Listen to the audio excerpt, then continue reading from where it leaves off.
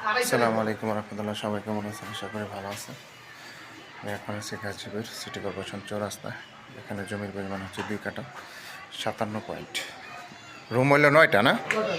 ভাড়া আসে আপনার 20,000 টাকা রানিং ভাড়া আসতেছে। এটা হচ্ছে ওয়াশরুম, সাবমার্সিবল।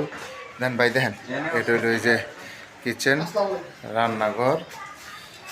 আর এখানে টোটাল রুম হইল 9টা রুম, 2 কাঠা 57 পয়েন্ট জমি। টোটাল 20,000 টাকা রানিং ভাড়া আসে। এই গাড়িটা আর্জেন্ট বিক্রি করা হবে গাজীপুর সিটি কর্পোরেশন চৌরাস্তা। যারা নেবেন তারা দ্রুত যোগাযোগ করবেন, হোয়াটসঅ্যাপ নাম্বার দেওয়া থাকবে।